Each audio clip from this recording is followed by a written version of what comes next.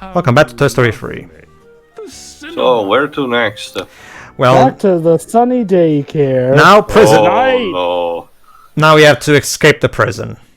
Well, it makes. I mean, this is a very obvious thing to do for a level in this game. Obviously, I mean, it just screams stealth level, so why not? So where's hang on? If this is Prison Break, where's Dominic Purcell? We already made the joke. To be fair, not that specific one, Deji, so I would concede that. In this, Also, Dweebs, if you're looking for Prison Break characters, one of them got into a Resident Evil movie, so that's probably where he is. Or he could watch Legends of Tomorrow. Alright, this is the phone character. Who actually voiced him in the original English version? I forgot. Because they actually got a medium celebrity here. Believe it or not, he's voiced in the Italian version by the host of our version of Who Wants to Be a Millionaire. Interesting. Yeah, because the phones and all that. You know, Regis Philman was in Lilo and He's phoning Stitch. a friend. Okay, so at this point in the story, Buzz has been resided by Lotso, so he's in the side of evil. So we can't play as him in this level. So we're gonna have to rely on only Woody and Jessie. Ooh. But first we have to free Jessie, because Jessie is also in prison, as we all know. I don't know if we mentioned it before, but believe it or not, the makers of Toy Story actually studied a lot of Prison Break movies for Toy Story 3. Yeah. Yes. Well, Pixar has always been pretty good about doing their research about things, to be fair, so it's not really that surprising. It's funny how they, They couldn't research good movies and they're making Cars 2. Yeah, true. Okay, I so guess the here's thought the- process was supposed to search for spy stories. Yeah, I apparently think they they didn't did research with the- very good ones. That's the thing, too. They solved Quantum of Solace. Oof. Okay. Okay. Let's Or be die honest. another day. Let's be honest. Like, double blow. Cars 2 just seemed like they took inspiration from good spy movies. The problem was how they went about doing it. Making Mater the main focus and pushing Lightning McQueen out of said main focus. And having him Also, you barely know, be in it. this would have been better as a new IP instead of trying to connect it to Cars. Let me put it this way, too. Dwebs, who's a big fan of spy movies, he got to a point when I was showing him the movie where there was a spy bit going on, and Dwebs would be like, "Can we get back to the racing bits, please?" Let me guess, it was the Japanese toilet scene. No. No. By then, the spy stuff hadn't really kicked into high gear anyway. So you want to know a funny thing about Cars 2? There's more deaths in that movie than there are in Batman and Forever. Pretty much. That's the thing too. Sometimes Dwebs will have his moments where he finds that people sometimes overhype the badness of things. Like for example, Dwebs was not all that impressed by the gargoyles. As in, I've seen worse comedy relief characters in the gargoyles and Hunchback. I guess. Yeah. Okay. And if you want a more recent example, I saw the Mulan movie and the 2021, and the worst reaction I had towards that was, eh. Sure. Here we go. But Cars 2, it was, ugh. I mean, I like spy movies. I just didn't think that was a very good spy movie. I mean, not to mention, have you seen the entire Cars trilogy now? That one is like the most random of any of the movies. Because it has nothing to do with anything. I mean, No. everything was different. The main character was different. I mean, hell, the composer was different. I mean, don't get me wrong. I like Michael Giacchino's score, but it's quite a departure from Randy Newman, don't you think? And Michael Caine turns in a good performance as usual. I mean, but he's Michael freaking Caine, so. And Jason Statham was fine for the bits he was in. Also, Buzz is also patrolling the area. Cool touch. Well, it makes Yeah. sense. Mm-hmm. Alright, so the basic gist of it is we have to free all of the toys. However, they have a red flashlight that will sound the alarm if you get near it, so obviously you have to turn off the alarm first. There you go. Don't get caught, as in don't let the flashlights see you. See you. Yeah. So let's see, trying to look at the pattern. Now first let's get this coin. Coin. It's always about money. Oath. Here comes the money. Money, money, money. Alright, this should do. Let's So try. actually, another thing that I forgot. Who actually voiced Ken in Toy Story 3? Michael Keaton. Hilarious. Oh, well, it's Michael Keaton too. When is he ever not hilarious? The 1989 Batman movie. Well, he wasn't meant to be hilarious in that That one. was the point. I mean, when he's in. I mean, Hey, you said when has he not been hilarious? fine. Let me rephrase. Fine. Let me rephrase that. When he's supposed to be in the comedic role. Yeah, fair enough. The Vulture. And Batman Returns. Well, the Vulture wasn't really that much of a comedic role, but whatever. Oh yeah, I totally got a hoot out But of it's the an I'll kill MCU you movie, dead so there's line. forced comedy. Whatever. I don't really want to get into an argument about that. There we go. Oh, Wait, is Birdman a serious movie or not? Yeah. Oh, him. It technically is. It's a comedy drama. Yeah. It takes itself seriously, but it's not shy to having fun moments. Okay. Pretty much. Mm-hmm. It's also I don't know anything about that. It's movie. also about viewing it as the meta for the meta angle, because Michael Keaton was Batman and all Right, stuff right, like right. that. Joma mentioned the whole mention about Edward Norton, which works for the better too. But superhero landing. But again, there's also the fact that Michael Keaton plays the leading role, and it's all about the washed-up star who was the superhero that could fly, kind of like Batman. It's funny because Birdman is said to have been what helped reignite Michael Keaton's It was. career after a bit of a slump. That's irony. It's his John Wick. It's funny because then he would later get a starring role in a superhero film. Apparently, Now- there's a rumor that they're gonna get Christian Bale to play a villain in the MCU. Huh. Would Well- be pretty cool. Why not? Let me Wait, think I gotta- what could actually be. Yes, Jova? Maybe though Christian Bale played Norman Osborn. No, apparently he's gonna be in 4 Thunder. All right. So, okay. Maybe they'll have him play Galactus. No. Well, I mean, they have the rights to him now. Anyway, but- to And Yeah, so yeah, he won't also, have to be yeah, a super yes, Pedro. cloud. get back to this. Notice this here. We had to decide for you the. need to follow the pattern. Very good. It's a bit harder than it looks, though. Don't you Because just yes, go ahead. Don't you just love security systems that for some reason like to play pattern with the lights, even though it would probably be best just to keep them on? It's like I'm playing a video game or something. Next, you're gonna tell me there are flamethrowers in the air duct. All right. There's not. Let's. Fuck. Shit. I'm disappointed that you did not play Woody, the Metal you don't Gear. need to be cheerful about that. But he's I'm Woody. disappointed that you did not play the Metal Gear Solid. Too obvious. Too obvious. It's still gotten us a genuine laugh.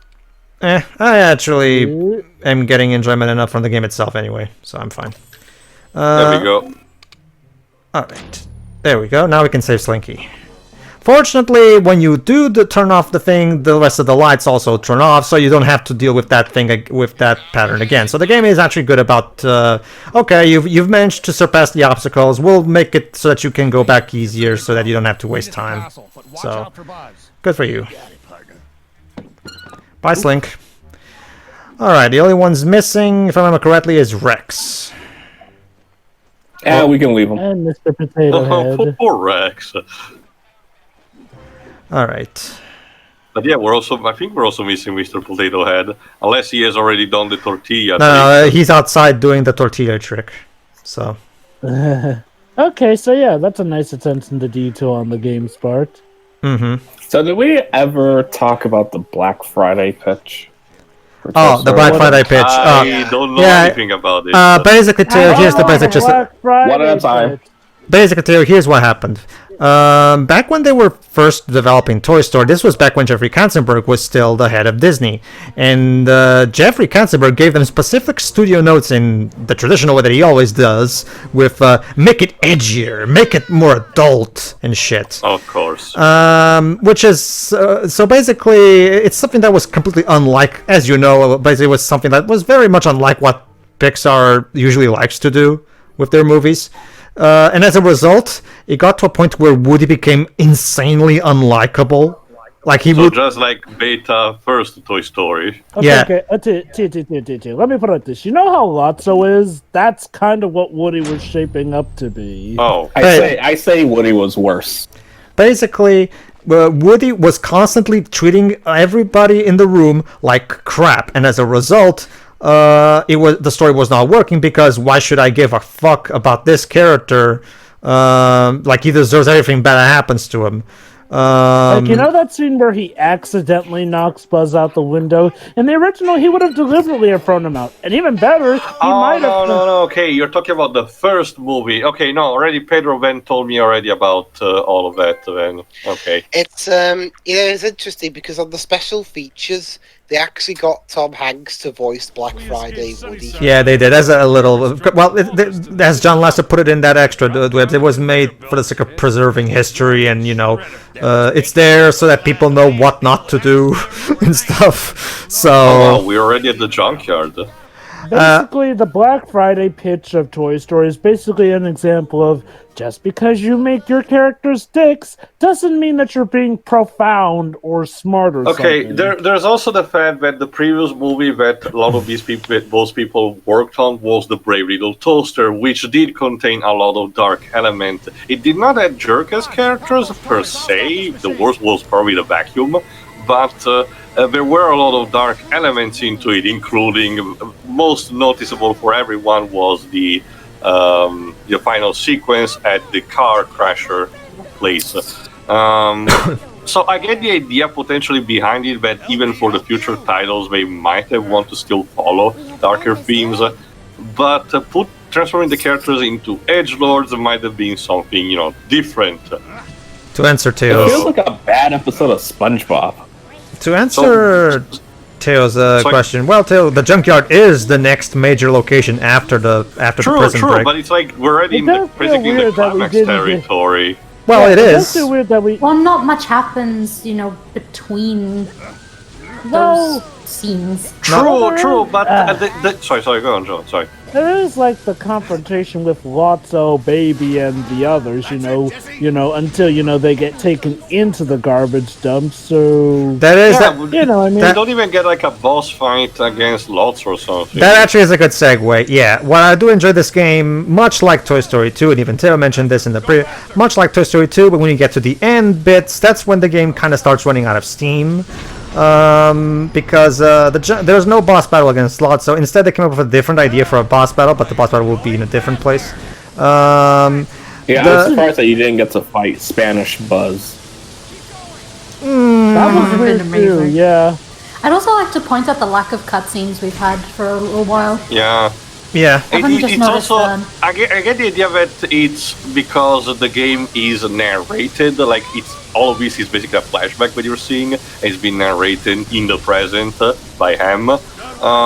So it's more like a recollecting thing, an abridged version, or more than anything.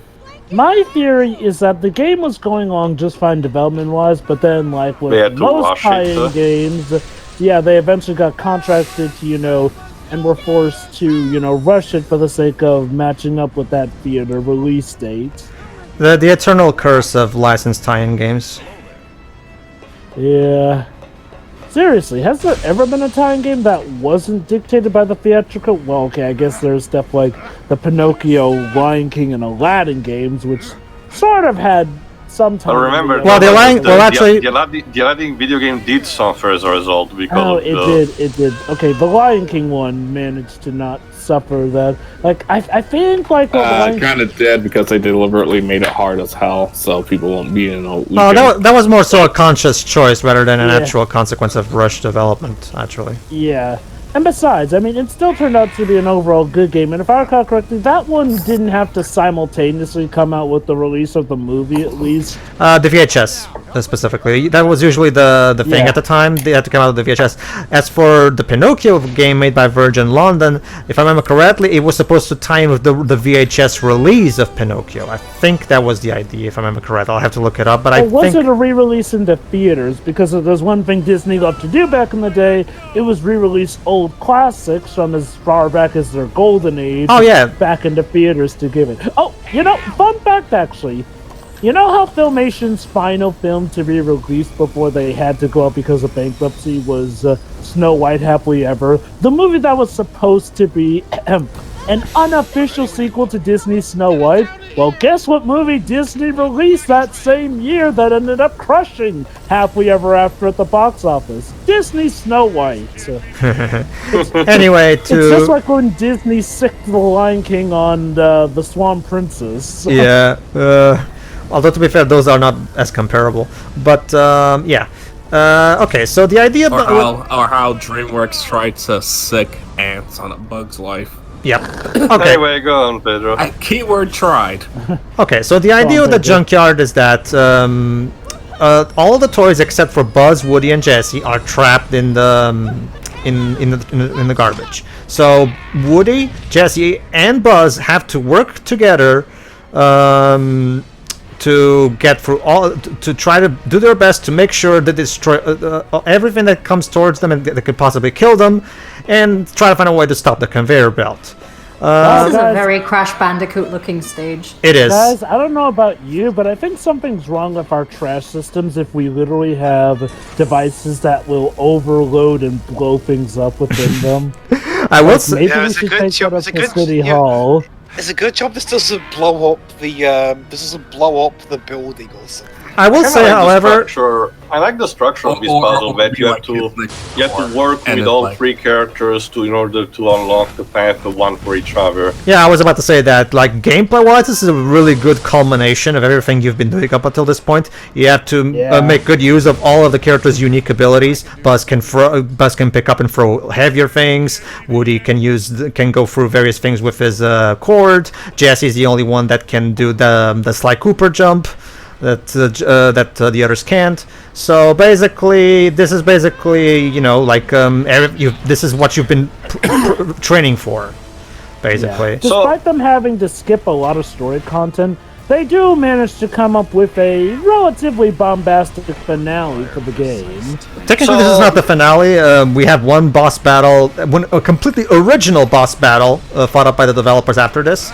But yeah, as far as levels themselves go, yeah, this is a pretty good final one. Go ahead.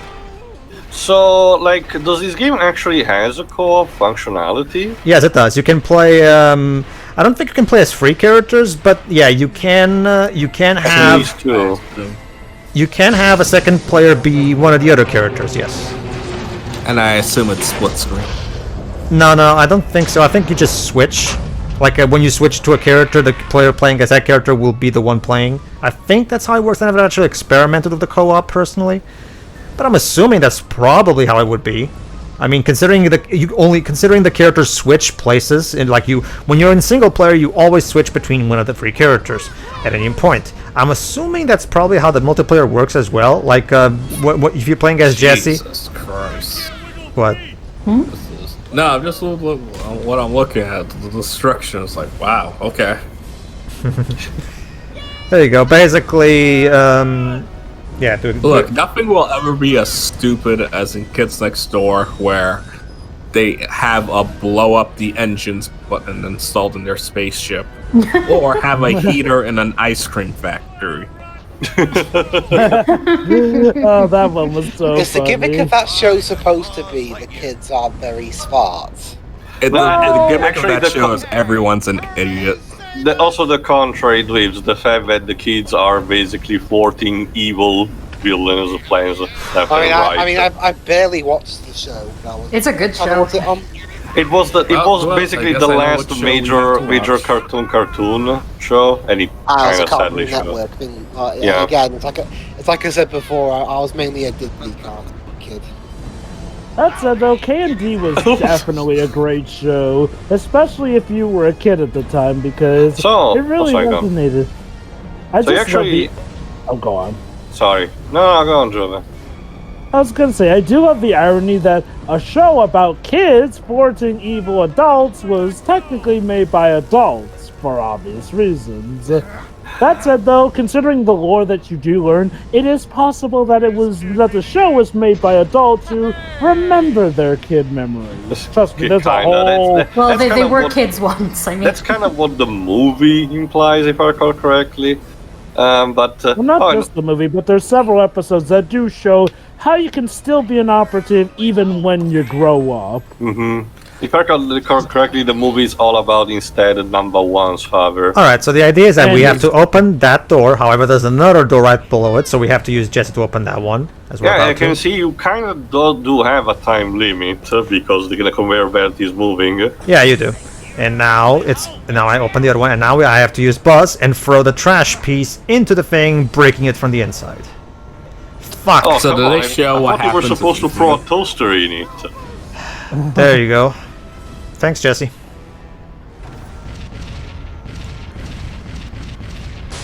Good job. We probably left a lot of people out of a job. Out of work. Yeah. Well, to be fair, that's kind of par for the course in the Toy Story movies anyway. It's for the greater good. Al. They probably put some people out of work or in mental insane asylums. Alright, so now that... Oh no, the antagonist of the first one, he became a garbage man. But as you can tell, now that we've set ourselves and Andy has given us away to Bonnie, time for some more playtime with Bonnie.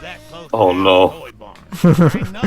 So that's right, we're actually going a bit beyond the story of Toy Story 3. I mean, after all, the framing device is technically after the end of the movie. So my guess is maybe the developers couldn't come up with a good concept for a Lotso boss battle, so they decided to do something different instead. I don't know. Possible. Well, right, regardless, tune in next time for the final boss and the ending, everybody. See ya. See you there. Yeah.